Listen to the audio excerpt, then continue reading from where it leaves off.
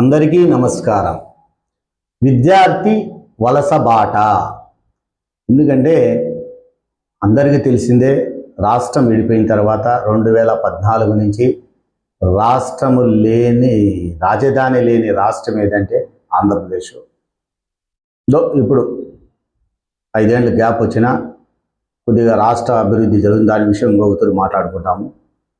బ్రతుకు తెరువు కోసము రాష్ట్రంలో ఉపాధి లేదు కాబట్టి ఇతర రాష్ట్రాలకు విదేశాలకు వెళుతున్నారు. ఉదాహరణకు 100 మంది బ్రతుకుదేరి కోసం వెళితే దాంట్లో 38% అంటే 100లో 38 మంది గల్ఫ్ కంట్రీస్ మీద ఆధారపడినారు. ఇప్పుడు జరుగుతున్నటువంటి పశ్చిమాసియా యుద్ధంలో ఇరాన్ ఇజ్రాయెల్ మధ్య జరుగుతున్న దానివల్ల వాళ్ళు కూడా ఉపాధి కోల్పోయి మళ్ళా స్వస్థలానికి ఎవరు ఉండేటువంటి వాళ్ళ రాష్ట్రాలకు చేరేదానికి ప్రయత్నిస్తున్నారు, ఉపాధి కోల్పోతున్నారు. దీన్ని కూడా దృష్టిలో పెట్టుకుని మన రాష్ట్రంలో వాళ్ళు ఆయిల్ మీద బ్రతుకుతున్నారు. మనకు భగవంతుడు సహజ వనరులు చాలా ఇచ్చున్నారు. సహజ వనరులను వడిసి పట్టుకొని వాటిని బాగా మనం చేసుకున్నామంటే సాధ్యమైనంత వరకే 90% సాధించవచ్చు. ఎందుకంటే మెరిట్ విద్యార్థులంతా బయటికి వెళ్ళిపోతున్నారు. మెరిట్ విద్యార్థులు కూడా కొన్ని విదేశాలలో గన్ కల్చర్ ఉన్నా, నా ప్రాణాలు పోతాయన్నా కూడా తెలిసినా కూడా వెళుతున్నారు. ఎందుకు? వాళ్ళ ఉపాధి కోసం బ్రతకాల. అక్కడ కొద్దిగా $7 విలువ అంటే ఆడ డాలర్ విలువ ఎక్కువ అని పోతున్నారు. డాలర్ విలువే కాదు, ఉపాధి దొరుకుతుంది అక్కడ. పోయి ఒక 15 ఏళ్ళు కష్టపడి వచ్చి కూర్చుంటే తినొచ్చని అట్లా పోయేటప్పుడు కూడా అక్కడ కూడా ఆంక్షలు విధిస్తున్నారు. ఎందుకు ఆంక్షలు విధిస్తున్నారంటే, ఒకప్పుడు 1:1 ఒక ఉద్యోగానికి ఒకరే ఉండేవాళ్ళు. ఇప్పుడు వచ్చి 1:10కు చేరింది. ఒక ఉద్యోగానికి 10 మంది కాంపిటీషన్ ఏర్పడింది. ఆ కాంపిటీషన్తో ₹1,00,000 జీతం అనుకోండి, ఉదాహరణకు 10 మందికి పెంచాల్సింది వస్తుంది.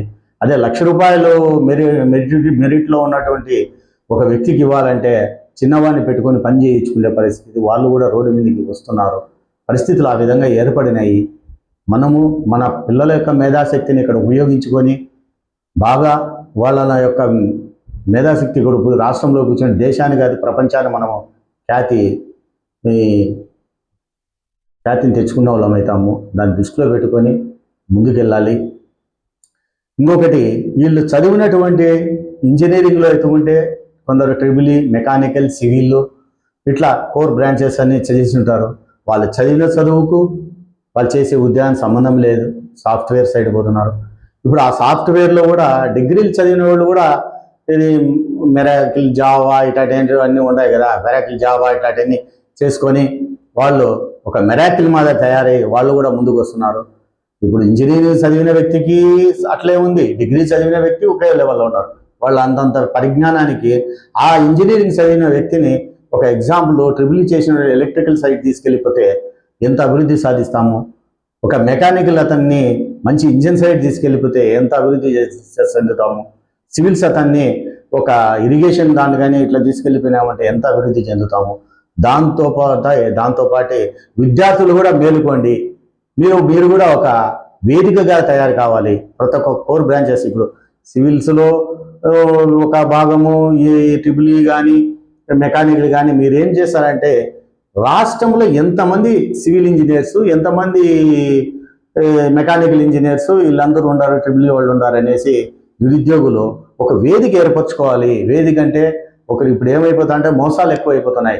అలా 100-200 పడుతుంది. ఫర్ ఎగ్జాంపుల్ 1,00,000 మంది మెకానికల్ ఇంజనీర్స్ ఉన్నారనుకోండి, 1,00,000 మంది సివిల్ ఇంజనీర్స్ ఉన్నారనుకోండి, 1,00,000 మంది ట్రిపుల్ ఇంజనీర్ ఉన్నారనుకోండి. వేసుకున్నారంటే కానీ మంచి ₹100 వేసుకున్నారంటే మంచిది అవుతుంది. అక్కడ వేదిక ఏర్పరచుకొని మీ యొక్క మేధాశక్తిని రాష్ట్ర ప్రభుత్వానికి మీ గలం వినిపించే విధంగా, మేము ఇంతమంది ఉన్నాము, ఇంత మేధాశక్తి ఉన్నాము, ఇంత మా పరిస్థితి ఈ విధంగా ఉన్నాయని ఇది కూడా మీరు తెలియచేయాలి. గణాంకాలు అవసరం కదా. ఎవరి దగ్గర గణాంకాలు ఉన్నాయి? ఇంతవరకు ఎక్కడ చూసినా కూడా ఇంతమంది రాష్ట్రంలో ఇంతమంది సివిల్ ఇంజనీర్స్ బయటకు వచ్చారు, ఇంతమంది మెకానికల్ ఇంజనీర్స్ వచ్చారు, ఇంతమంది ట్రిపుల్ చేసిన వాళ్ళు కోర్ బ్రాంచెస్ ఎన్ని బ్రాంచెస్లో ఇంతమంది వచ్చినారు, ఇంతమంది డిగ్రీ చదివిన వాళ్ళు ఉన్నారు, ఇంతమంది పీజీ చదివిన వాళ్ళు ఉన్నారు, ఇంతమంది బీఈడి చదివిన వాళ్ళు ఉన్నారు, ఇంతమంది ఎంఎడ్ చేసిన వాళ్ళు ఉన్నారని గణాంకాలు ఉన్నాయా? లేవు. ఆ గణాంకాలు మీరే తేలాలి. ఆ గణాంకాలు మీరై వేదికై తేలాలి. వేదికలు ఏర్పరచుకొని మీరు ముందుకు వచ్చేసి మీ మేధాశక్తిని రాష్ట్రానికి తెలియాలి. ఈ రాష్ట్రం కాదు, దేశం కూడా చూస్తుంది. ఇప్పుడంతా మీడియా ఉంది కదా, మొత్తం చూస్తారు. చూసి మీ మేధాశక్తి ఇట్లుండదా అనేది వస్తుంది. కాబట్టి మీరు కూడా ఎలాంటివి తయారు కావాలంటే నేను కోరుకునేది ఏమి, హెన్రీ రాయ్స్ మాదిరి మీరు తయారు కావాలి. హెన్రీ రాయ్స్ అంటే ఏంది మీ అందరికీ తెలిసి ఉంటుంది. ఏమి, రోల్స్ రాయ్స్కి హెన్రీ రాయ్సే మెయిన్ ఇంపార్టెంట్.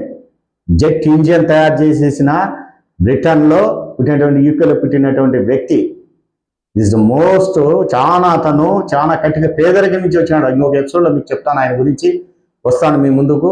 మీలో కూడా అంత మేధాశక్తి కలిగిన వాళ్ళు ఉన్నారు, మంచి గొప్ప మేధావులు ఉన్నారు.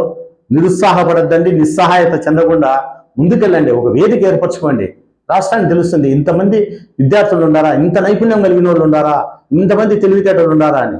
అట్లనే రాష్ట్రం మీదనే ఆధారపడుకోకుండా మీలలో కూడా విధంగా మీలో చార్లెస్ రోల్స్ ఏ విధంగా ఆర్థికంగా ఉన్నటువంటి బిజినెస్ మ్యాగ్నెట్ హెన్రీ రాయ్స్కి తోడయ్యాడో అట్లా మీలలో కూడా ఉంటే కన్నా తోడయ్యేసి మీరు కూడా ఒక సామ్రాజ్యం సృష్టించండి.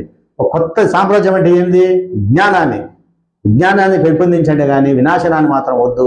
అడుగు వేయండి, మంచి జరుగుతుంది. మీరే ఒక 1000 మందికి కాదు, 1,00,000 మందికి కాదు, ఎంతమంది ఉపాధి కల్పిస్తారు. చేసిన వాళ్ళు కూడా ఉన్నారు మనకు ఆదర్శంగా.